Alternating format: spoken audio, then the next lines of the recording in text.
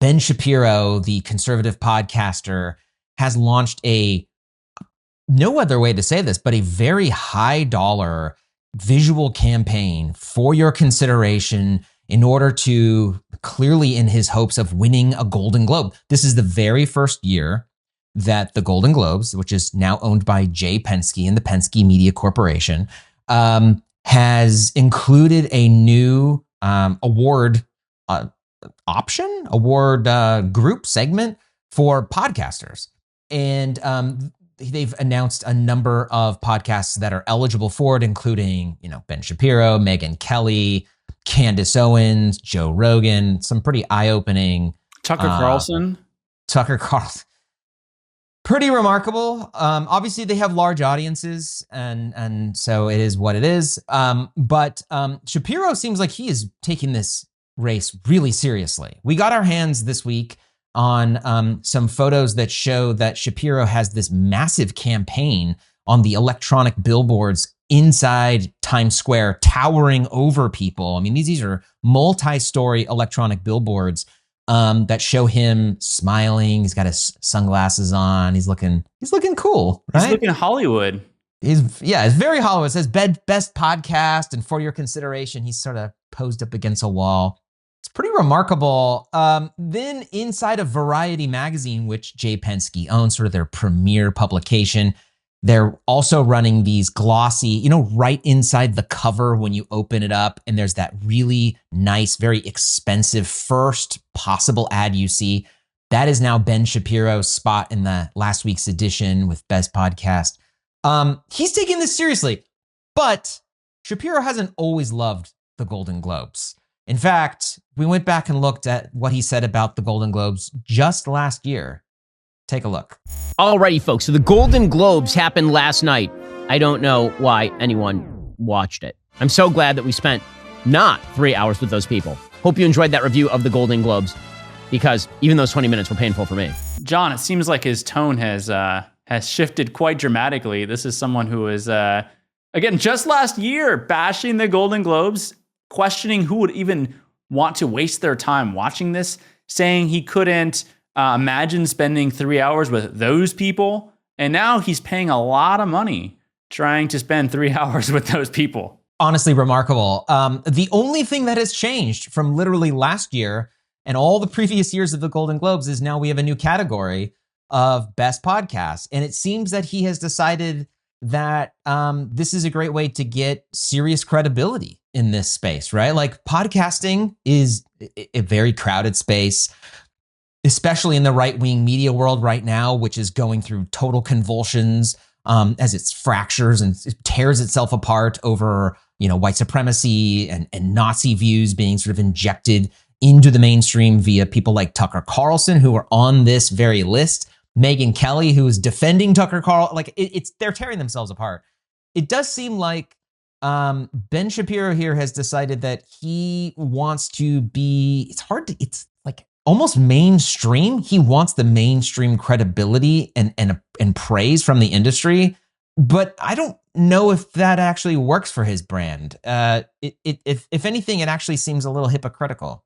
Yeah, well, it's very hypocritical because he's been trashing Hollywood and trashing all these elites for his entire career. That's how he got to where he is, right? Like, he's been leading the charge. You saw in the video just last year, he was mocking the Golden Globes.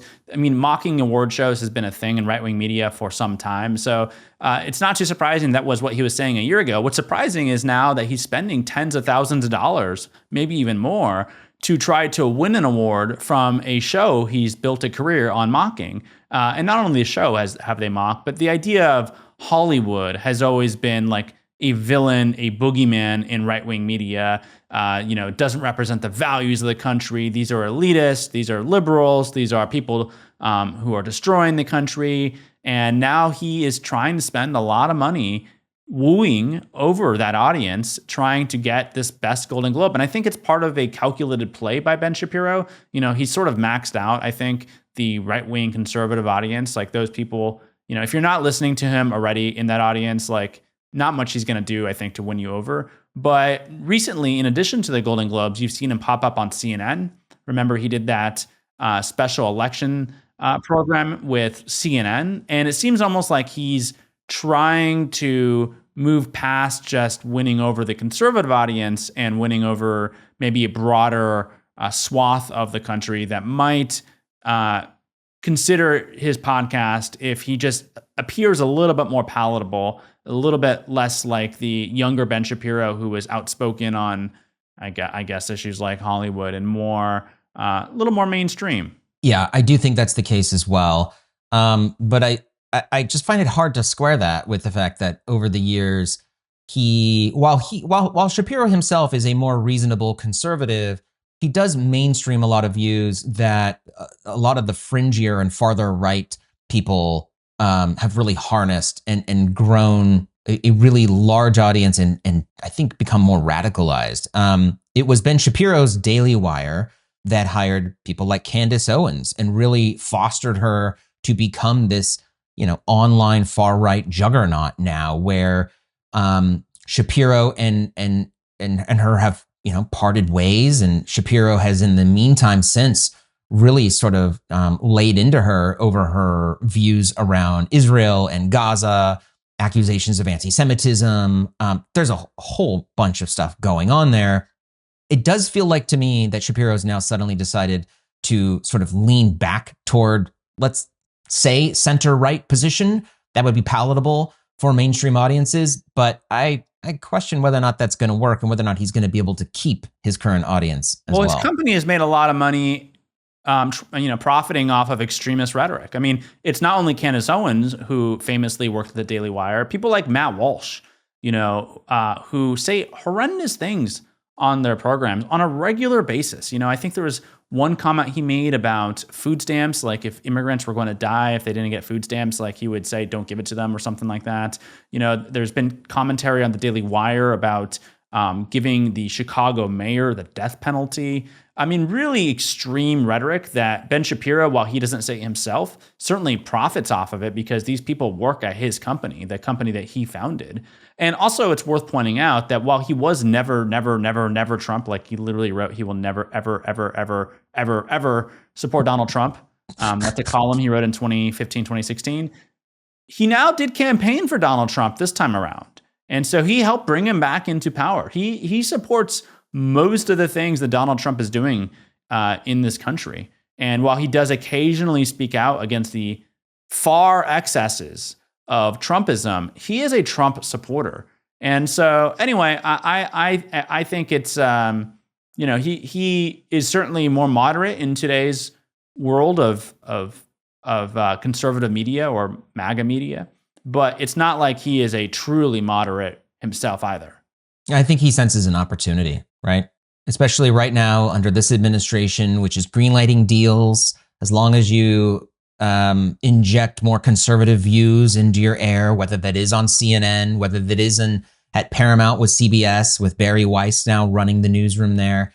I think he senses a real opportunity, and maybe it was a trial balloon by going on CNN that election night not long ago and sort of testing the waters. And if he wins Best Podcast, right, all that does is just sort of raise his profile even more and give him more mainstream credibility. Mm-hmm. That's my read here. Also, we should point out too that Jay Penske, who's the owner of the Golden Globes, as well as all these trade publications, is basically willing to sell these awards for profit. And so you can pay, Ben Shapiro can pay $75,000 to Variety, and they will give him an award, and he will have a much better shot at winning the Golden Globes or at the Golden Globe or being nominated. And I think just being nominated, if you can say, if any movie is nominated for like an Oscar or Golden Globe, they always mark it off of it, right? Like nominated for 14, Golden Globes or and you could see a scenario where Ben Shapiro gets to say his program was nominated for a Golden Globe. He gets to walk the red carpet. He gets to take the pictures with the celebrities and be really embraced by Hollywood. And that is very valuable if you're trying to court a more mainstream broad audience. And so, and basically Penske is to some extent selling better chances of winning that award if you just pay him some money. Thank you for watching Power Lines. For more analysis and insight, subscribe to our YouTube channel down below, like this video, And you can watch more of us right over here.